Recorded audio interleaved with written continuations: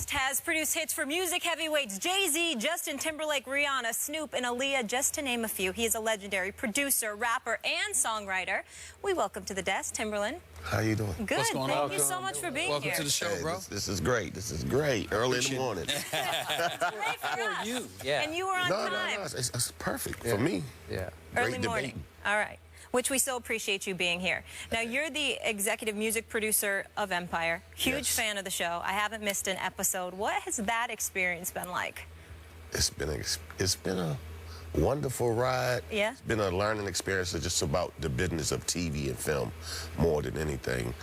And when Lee approached me in Fox, it was kind of like, it was different from going into a studio because you have time to look over a song and go over a song, but when you do an Empire, you gotta know. So it's kind of challenging for me. It kind of like, okay, I gotta know this song is gonna work, and I can't go back and double take it. So it's like, whew. I'm always fascinated. How do you know? I know you never really, literally know. I'm imagining you don't literally know, but how do you have that feeling where you really, really believe this is going to work, particularly for music on television? I think, it's so funny, when I watch y'all, it's the same. So I think sports and music is the same. It's like, what energy, it's an energy, and it's a feeling. Like, if you're a heavy sports fan and if you watch a key player, you know when he's about to be on fire versus when he's not on fire. So that's how music is. Like, you know when something, it's just a feeling, and it's like you just light up. And like, when you don't expect to light up. Right. So you it's can hear somebody and go like, this ain't gonna work. Exactly. Ain't gonna work. Yeah, like you'll be on the It ain't couch. gonna You like, Yeah. That ain't gonna happen. that ain't gonna work. It's almost instant, right? Yeah. And then, but the funniest thing, here's the key.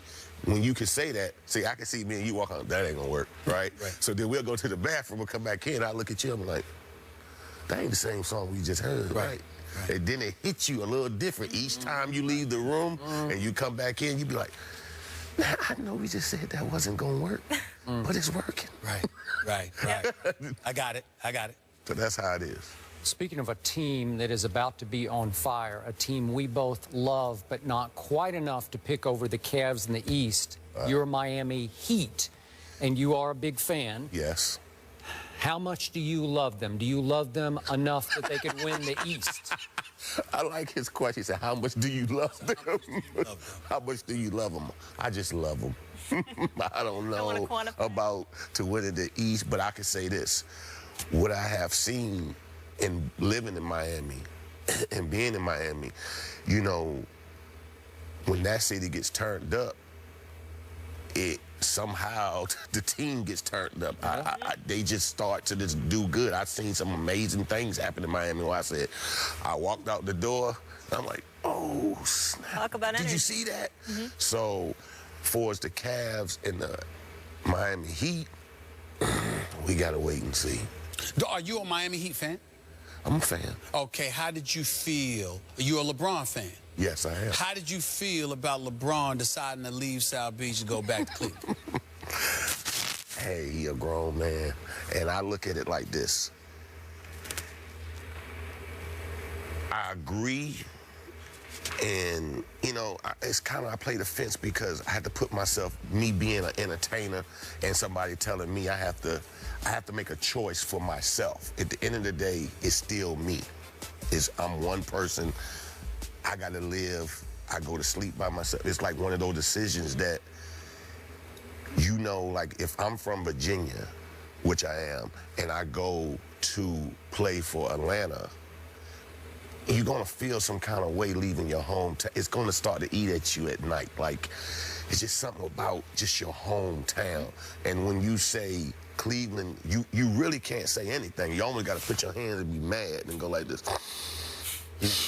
Yes. Had it been anybody else, it would have been a problem. Yeah, but to go back to Cleveland, I think it was justifiable. It's home. Like, if you say you're going back, it's like, what? I can't be mad. I can't. Yeah. I can't be mad at you. I'd be like, then that means I'm really not for you. It's Yep. like all you gotta do is pout like a kid. Like, Well, that's true. I got you. So A man who plays in this league that I think you're going to do a little business with in your new clothing line is Carmelo Anthony. What should we expect from Carmelo on the court this year? I think what we should expect from Carmelo is he hears what people are saying. That is true.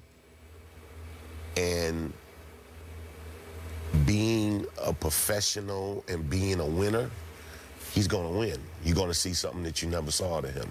Really? And I believe you're going to see something you never saw. Uh-oh. Sorry. You don't think so? Sorry to interrupt.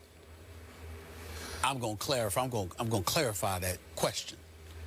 I have no doubt that Carmelo's going to do his thing. But when you say he going to win, well, he plays for a team, and I don't understand how, if the team is losing, he wins. Because you ain't implying that the Knicks are going to win, are you? I just said we talked about. I'm just trying to say. I didn't go that. I just need clarification. I didn't put the other people around. Okay, yet. okay. I just stuck to right. him, and I'm hoping that his energy that he brings. We'll see. I'm going to shock you. I'm not going to be so down on the Knicks as much as I've been over the last few months. I'm going to give them the benefit of the doubt early on. I know what Melo going to do. I want to see what Robin Lopez and Aaron Aflalo, the Porzingis kid, you know, the number 4 overall pick. I want to see what they do. I think the Knicks might have a shot at winning about 30 games, Skip. About 30 games. You gave him just from 17 to 30. 30. That's nothing to, like, stop the press. Well, I know, but I just don't want to engage in complete condemnation. Is that fair? That's very fair. Is that fair? That's super fair. Now, let me get to the other part. You mentioned Carmelo's wardrobe, you know. Let me talk to you about that for a second. Oh.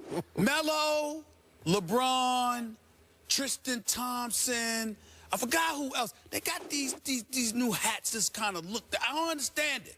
I don't understand it. I mean, do you critique the wardrobes? That's what I want to know. Okay. Because some of them brothers think they looking great, but they could use a little assistance. I'm just saying.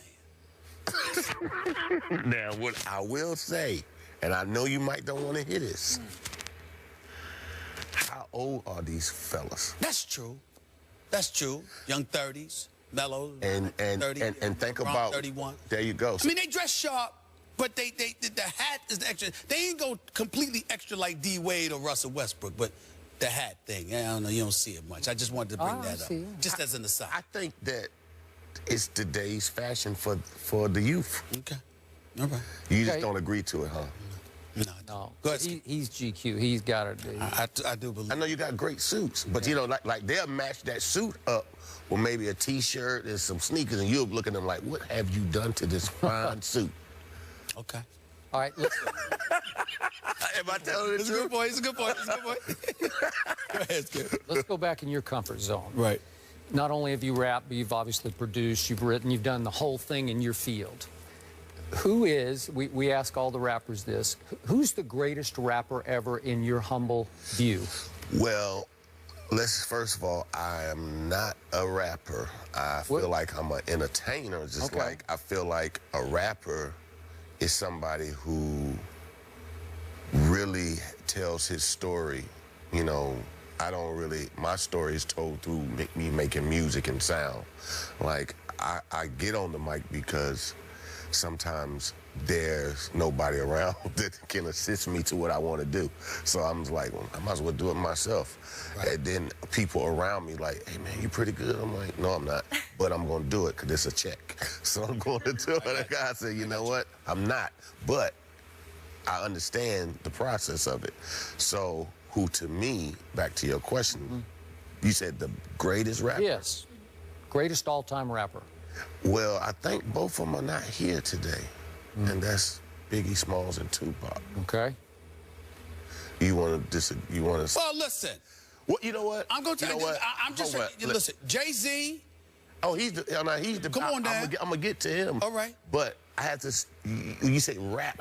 I might almost want to go back to like Eric B. Rakim. Yeah, like I feel like you got to give me something like that. You know, I mean, listen, Tupac, Big Daddy Kane, Big Daddy Kane, right? KRS-One. Even though Eric B. was writing some of the lyrics, you know, I mean, greatest ever. Greatest ever. There's no ever because you can't say greatest ever because those are moments in our culture. So in that time of the 80s, it might have been, we would say Rakim, KRS-One, all of those were the greatest at that moment. Then came the 90s, what was a Big Daddy Kane? Well, and not only that, I get where you're coming from, because for me, Skip, to piggyback off your question, you have to take into account what he's saying.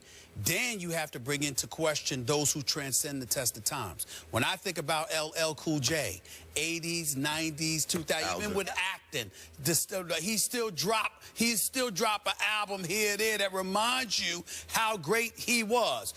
Jay-Z, I mean, I can't ignore Nas. I can't ignore Nas. Like you can't. We got some good ones, but you can't just say one, because everyone had a different story. It's like every house you go into, every house feels different. Well, Biggie and Tupac was sensational. They were sensational. They brought the feeling. I say they started that big, you know, hip-hop always had a feeling, but those two gave it something of we never saw before. But I think that they would have been right there with Jay-Z. I don't know if they would have eclipsed Jay-Z. I mean, Biggie and Tupac is special, and I think that,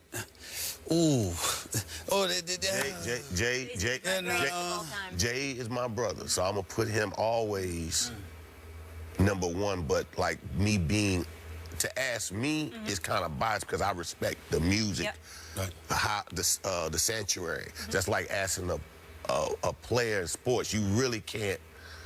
It's like we're just because I'm at top right now and I did it 10 years, it's like, man, I gotta really do my history.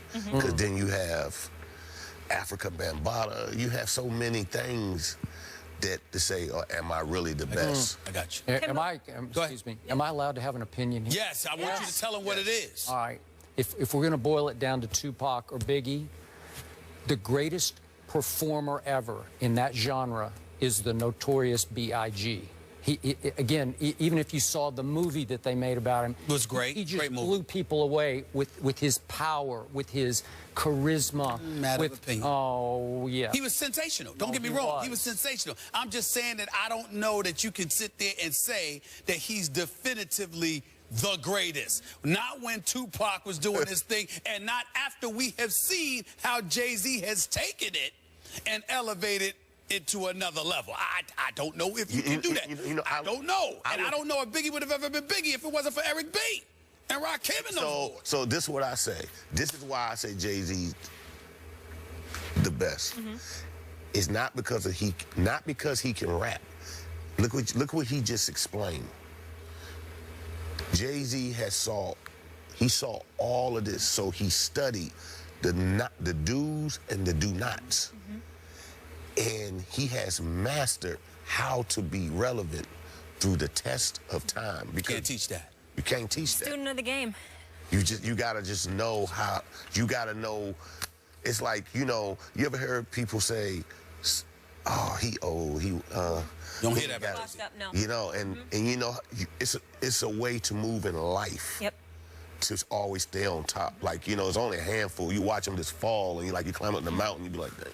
No. Told him to breathe slow. He continues to connect and stay relevant. All right, we'll let you go on this, though. What's next for you, speaking of great music? I want to do more on the film and TV. Okay. I like that. That's cool. I like putting intellectual property with music. I feel like that's the next wave for me. I feel like my music tells a story, so why not put a story? Tell a writer what I think. He'll ask me, what do you think this music piece is? I feel like it's love. Can you give me something unique, not the typical way of love? Give me something this 2017 love, like something that's unorthodox. And so he'll write the story, and I'll look at my music, the story, let other people judge it, and, you know, then get people to come and act and see if they can give the same verbal as I see that I hear for this music. Gotcha. Kind of deep. We love it. Keep it coming. You're entertaining us. Congrats on all your success with Empire as well, breaking all kinds of records. It's called a study of life. You got to know when to move and know when to fall. Well, you certainly have it mastered. It's chess, and you got it.